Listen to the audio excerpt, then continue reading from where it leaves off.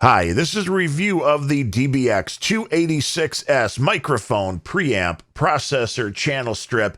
Basically, this is the device you want if you want to do a lot less in the post-processing process. You want your audio to sound good right off the bat, whether you're doing YouTube videos, whether you're doing podcasting. This is a way to get your audio sounding good. This is a way to take care of a few of the most annoying audio problems before your audio actually gets recorded. And this is a way to just make your overall workflow that much easier. We're going to be going through the device. You're listening to it right now. We're going to be going through all the different settings, showing you what they do, showing you the effect that changing the settings has on the audio. And that way you can at least be a little bit more familiar with what this does, how it works, and why you need it. For the purposes of this review, we're using a dynamic microphone. This is an Electro Voice RE320. It's being fed into a cloud lifter for 20 decibels of very clear gain, which is then being fed into this channel strip, which is then being fed into a Scarlett Focusrite Scarlett 1, which is then sending the audio both to my PC while I'm recording this video, and it's sending it to a Zoom audio recorder, which is the audio that we'll be using for this review. Now, overall, it's a simple device once you get it set up, but a lot of people seem to be confused about what the device actually does. So let's take a quick look and see the basics, see the changes that it makes into the audio as you're using the device, and what turning things on and off will do. Right now, you're listening to my voice being processed. You can see as I talk, the level meter there is going up. Now, for a normal setting, what you want this at is just hitting that 0, that yellow light, without hitting the red. If you're hitting the red, it's clipping. That means the signal is too loud, it's too hot going into the device, and there's really nothing you can do to clean that up. Once a signal is overmodulated and distorted, there's no way to get that back. So if you're doing recording on anything, always air on the other way, which is a little bit lower recording level, and you can always normalize that, and it's easy to bring audio up now without getting a lot of noise, where in the olden days you wanted to get close to that saturation point or even a little bit over it to get the particular sound you were looking for, especially if doing vocals or guitars where you wanted a little bit of that distortion. But for the purposes of what we're doing, voiceovers, podcasting, videos, you want things to be as clear as possible, and that's what we'll be focusing on here today. You can see on the DBX controls here, we have the gain set fairly low. It's probably about somewhere in the 22 decibel range. As you can see, it goes all the way up to 60, which would be the max. Microphones like the Shure SM7B require about 60 decibels of gain in order for them to get the full dynamic range out of the microphone. Now, with any preamp, which is what this is, the more you push that, the more gain you get, the more noise you're going to be introducing into the line, which is usually heard as a little staticky, a little bit of a hum, which is why we're using a cloud lifter. 20 decibels of gain, you can run the line here. You can run the gain a lot less, even with microphones like the Shure SM7B that require a whole lot of gain. This RE320 is a very hot microphone as far as dynamic microphones go, meaning it doesn't need anywhere near as much gain. As you can see, with the cloud lifter giving us 20, we're probably using about 22 to 25 from where the setting is right now. So the cloud lifter taken out of this, the RE320 could run at about 45, sound good, and you're not really overtaxing the preamp. With the Shure SM7B, you would be, because you'd almost want that totally maxed out to get the best possible sound. Now, you're seeing there's a couple different controls here, and we've got the 48 volts of phantom power, which we're using because that's powering the device, the cloud lifter, that's giving me the extra gain. If you're normally using a dynamic microphone without a cloud lifter, you don't need the phantom power. You do need it, though, if you have a condenser microphone. So be aware, if you have a condenser microphone, you plug it in to this or a mixing board or whatever it is, you need the phantom power. Without the phantom power, you're not going to get any sound whatsoever. The 80 hertz bypass here, that will take care of if you have some distortion in the line, some wind noise, some hum.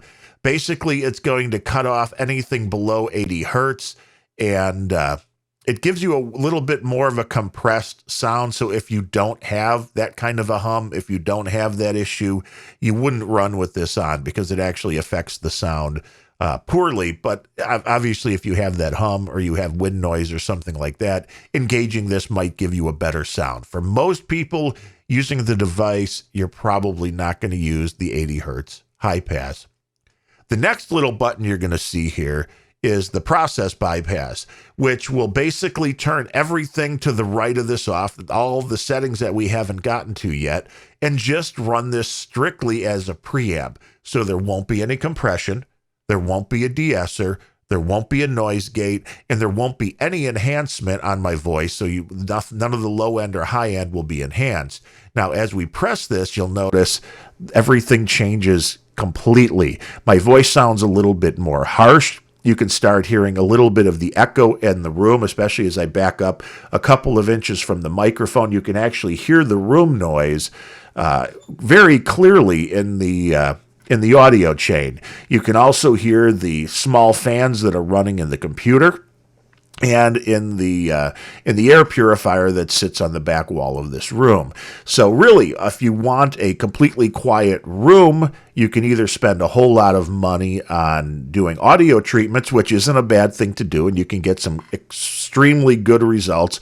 But a device like this, if it's not in the real world, if you can't build a booth in your house or put a lot of audio deadening foam up on your walls, this gives you an opportunity to get a much cleaner sound, a much better sound, without having to go through all of that. So it's kind of cheating a little bit. We won't tell anybody, but it's what's going to give you a better sound, and it's going to be a lot easier to do than doing an audio all the way across, audio treatments all the way across your room. So again, this is with everything bypassed, and immediately you could hear especially if you're using headphones or had the volume fairly high, you can immediately hear the noise of the room disappears, and you're only hearing when I speak because the unit is anything below a certain threshold. It's keeping that completely quiet. So again, this is with the device on. This is with the device off. This is with the device on. And this is with the device off. So it's one of those things you can hear it immediately, and it's really surprising, especially once I closed the door to the room. Without the door closed, it's not nearly as echoey. With the door closed, you can really hear the echo in the room. You can hear the room noise through the microphone, and when you turn the device on, that completely disappears, which is a very good thing. So we'll be moving down the line here, and once we get past the bypass, the bypass switch, the next thing we're going to get to is the compressor. Now, this is one of the most important things that you can get for making your audio sound good. And a lot of these things are available separately. You can buy a device that does nothing but compression. And as we go further down the line here, you can get a device that does nothing but add, there's the lower frequency and high frequency to add the emphasis to both of those. They have devices that do nothing but that process the signal that way. And then you have the expander noise gate, which you can get them all separately too. So this is why I call this a one-stop shop. It's a nice, easy way to get all of this processing done simply, easily in one device. And if you're a one-man crew, doing podcasting or something like that, this is really all you should need. Now, the compressor is what gives you that more of a radio sound. It levels everything off. So basically, with the compressor, the louder you speak, the compressor will kick in. As you see that the lights are coming on there. And as I speak louder, they're coming on more because it's doing more of the job to level that off. And the quieter you speak, it's working less, but it's doing that to even everything out. So your voice should never sound like it's changing that much, even if you're moving closer to the microphone and then you're moving further away. And even though I'm speaking at the same level, the overall volume that you're getting should be about the same. You're going to get sometimes, you're going to get that slightly different sound because of the proximity factor when you get close to the microphone, but it helps with people that don't have proper mic technique, which most of us don't if you're not professionals, or if you have friends, or if you're doing an interview with somebody who isn't often behind the mic. What will happen is they're talking to you, they're kind of moving around from left to right, they're looking from up and down, and they're not really talking directly into the microphone.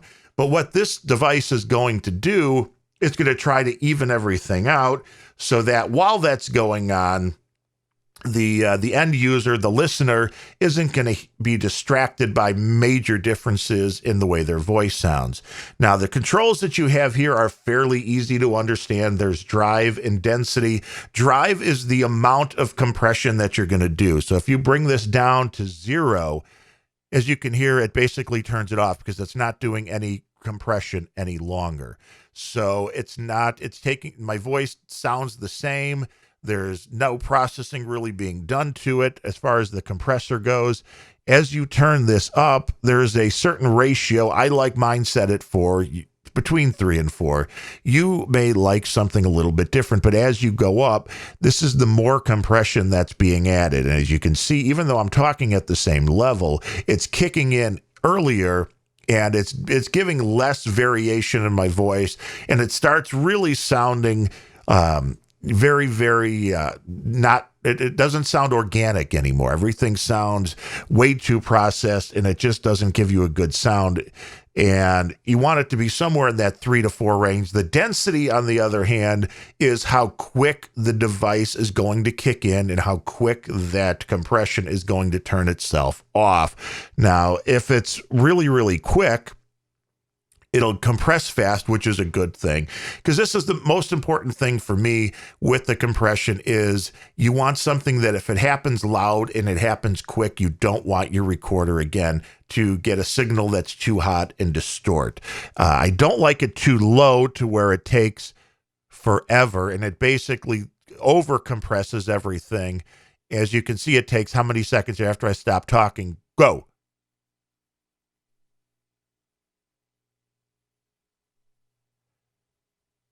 And it's like, what, 12 seconds or so until the compressor is fully disbanded. Again, you'll need to play around with the settings on your own to hear what sounds best. Put on a set of headphones, play around with it a little bit. But I find the 7, for me, with the most microphones that I use for the rooms that I'm in, it's fast enough for me to get what I need done. It's fast enough to give me the sound that I want, and it doesn't make things sound way too closed off, and it sounds much more natural. But again, your mileage may vary, so you'll want to play along with the settings there. But that's what the compressor does. It keeps the volume level at a more consistent level than if you didn't have it. If you have a lot of people that are speaking at the same time, it can definitely help if you're picking it up with one microphone. But overall, it makes sure things don't distort. It makes sure that there's not a lot of variances in the volume.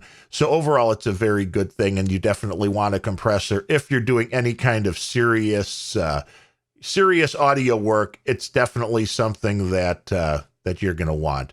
Now, as we move down the line here, what we have is the De-esser, which is probably the part of the system that the least amount of people will actually use. It's not something that I even use all the time when using this device.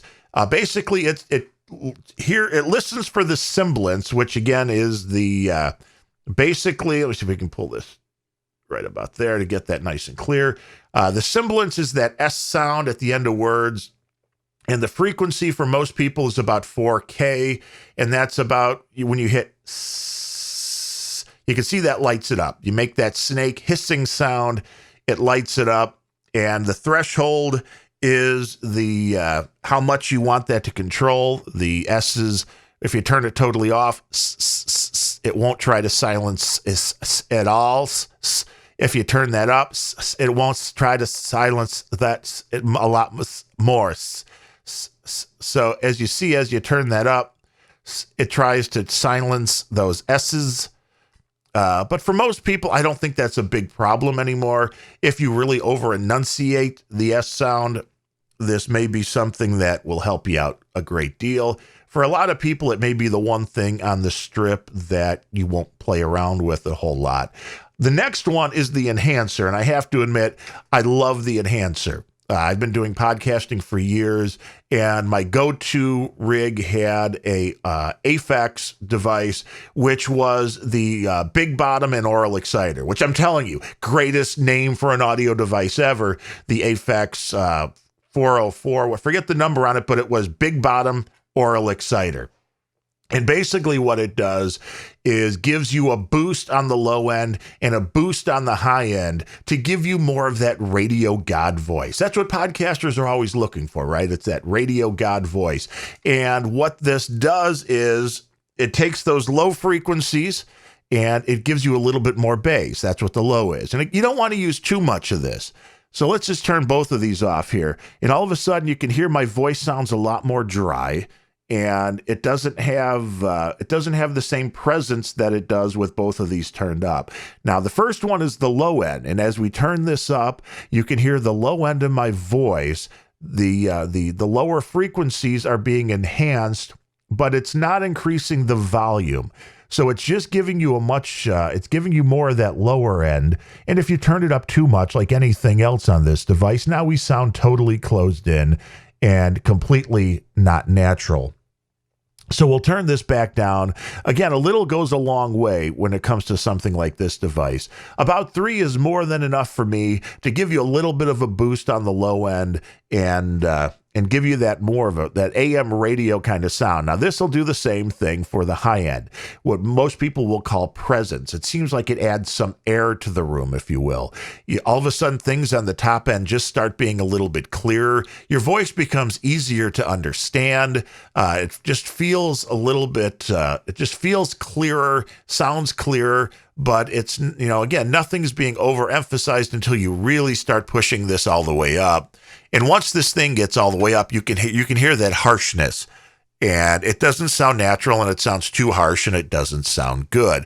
So again, you want to bring this thing down to about 3 or so, and it gives you just enough of a boost to where everything sounds clearer because of the high frequency. Your lower end sounds better, so you get a little bit more oomph there. So you have that AM radio god sound, which if you're a podcaster, we all want that. We want your voice to stand out. We don't want it to sound weak. We want it to sound like you're on the radio. That's the whole point of, a lot of people like doing the podcasting. And as we move down to the final controls on the device, you'll see this is the expander gate. Now, this is important to keep your room noises away. Again, some people, you can spend hundreds or thousands of dollars and you can put up audio panels in the room to deaden the sound, to get rid of the echo.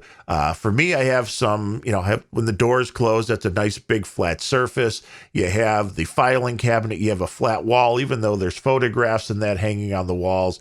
I, have a lot of flat surfaces here, and that's going to give you some echo. And that's not what you want in your audio recordings. You want your audio recordings to be as dry as possible. You don't want to hear all of those extra noises. You want nothing but your voice. If that, in the perfect world, just your voice being fed into the audio recorder without any of the echo, without any of the room noise is what you want. So in this particular part of the device, the expander gate, it's a fairly simple thing. You have a threshold and you have a ratio. The ratio, the 2-to-1, works for me. It's how it's mixing these two things together as far as the noises that are going on when everything is quiet and when you're speaking. Now, the threshold is what's going to decide where this thing turns on and where it turns off. If you turn this completely to off, if you turn up, depending if you're listening with headphones or if you're listening without headphones right now and your volume's up fairly high, when I stop speaking, you should be able to hear the computer fan going and the air purifier running in the background, along with what sounds like a little bit of an audio hum, which is normal from audio equipment. But you can definitely hear that. So what you want to do is you want to take this and you want to turn this threshold up until you can barely hear anything else. Once you hear this, when everything is silent, turn this until you can basically hear a little bit.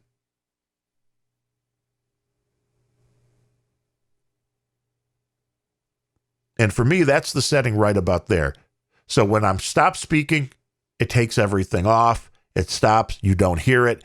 And then here, the ratio, when you turn that to minimum, you can still hear the background noise.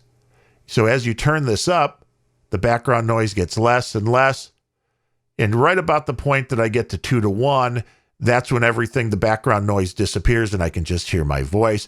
But again, if you go too far up with it to 10:1, you start hearing a little bit more of a harsh sound. It doesn't really sound as natural. So you really, with all of these, there's a pretty simple rule of thumb, which is you want to apply the least amount of processing that you can in order to still sound natural, but to let the device do its work. So you want the device to cut the room noise, but you don't want it to sound completely antiseptic. You want to give yourself a boost on the low end and high end, but you don't want to overdo it to where it sounds unnatural. You want the compressor to do its job, but you don't want it to compress too much again because it doesn't sound right. There's a fine line in all of these settings, and all of them combined. Again, if we can turn this the whole bypass here, this is just my voice without the compressor or anything else. You can hear the room noise. There's no enhancements being done on the low end or high end. You're basically hearing a much more accurate replication of what's going on in the room. You can hear a little bit more of that echo going on in the room. My voice sounds a little bit more hollow. It's just the way that it works. And as you speak louder, you can hear things starting to get a little bit overmodulated, and they're starting to distort, which isn't a good thing. So everything just seems a little bit harsher. You turn the device on, if I could hit the right button, and all of a sudden everything starts sounding good again. The background noise disappears, my voice starts sounding better, and everything is absolutely great again. The last thing on here is the gain switch. For a lot of times you'll be running this at 0, but because I'm running the device in to a Focusrite Scarlett that I'm using the microphone out on this. I should probably go through the line in, but I'm using the microphone out into the microphone in here, and it's a very hot signal. At 0, it was distorting everything, so that's turned down to 0 gain. But again, that keeps everything nice and clean. You don't have a lot of gain. You don't have the distortion going on. So overall, that's a good thing. You don't have to use a cloud lifter with this device, but it certainly helps if you have a microphone like the Shure SM7B or the Heil PR40. If you get one of these, and this is one of the newer additions to my rig here, if you get one of these Electro Voice RE320s, easy for me to say, you really don't need the cloud lifter or the Fethead, which is another brand of device that does the similar thing, just giving you clear gain in the line, because this one has a little bit of a hotter sound right off the bat. But the cloud lifter helps most microphones, so I run it through almost everything, and it can definitely help even a microphone like this, which has a nice hot signal off the bat. So I hope this gives you an idea of what this device does, how this channel strip works, how it processes your signal. Again, it doesn't get it to USB. So if you want this to go in and record it off of a laptop or record it off of a desktop, you're still going to need a device to do that. And for me, what we're using is a Focusrite Scarlett Solo here. And we basically have the output of the DBX, the channel strip going into here. This is then converting it to USB for my computer, and it's also being fed. There's also a left and right output on the back, the normal old RCA jacks, which I have feeding into a Zoom audio recorder. So we're recording the audio twice just to make sure if something goes wrong, we have an extra copy. And the Zoom records a little bit of a higher audio rate and a better signal. So usually what I'll do is record a video. Sometimes the audio directly out of the USB is great. Other times we'll use the upper higher quality audio from the Zoom recorder. But just be aware, if you're looking to do podcasting, you do need a recording device. So if you're doing it into a Zoom, you can go directly out of this channel strip. You can go from your microphone to the channel strip out into a Zoom recorder. That's all you need. Everything will be done. You don't need to do anything else. If you're going into a computer, you go from your microphone to the channel strip into something that converts it to USB, and then the USB goes into your computer. If you have any questions, feel free to ask them. We watch the listings here, the videos, and we will give you an answer if we can. If not, we'll certainly try to find one. But I hope this overview at least gives you an idea of what this device does. I like these channel strips a lot at the $200 price point. They're not exactly pro gear, but they're prosumer. They're very high quality. They give you very high quality audio without having to spend a ton of money. They definitely up your game a ton over not having one, especially if you're using an XLR microphone and just trying to plug that into something that will convert it to USB. Going from my microphone directly into the Scarlett, everything sounds right, but it's like bypassing this device again. So you have the room noise. It doesn't take care of that. It doesn't give you the compression. It doesn't take care of the highs and lows. It doesn't even everything out. So even if you get a device like the Scarlett, that'll feed the audio signal into your computer, but it's not doing any of the processing. Sure, you can do a lot of the stuff in the post again, but that's more work and more time. So I like to make it easy. Do the stuff beforehand. Let the hardware do the work, and let the computer just do the recording. Again, this has been a review of the DBX 286S. Definitely give this one a highly recommended rating. It's a very high quality piece of gear. It does the job that it's supposed to do, and it's easy to use, especially once you get it set up and understand what each one of these settings do, and we hope that we helped you figure that out here. My name is Darren O'Neill. Thanks for watching.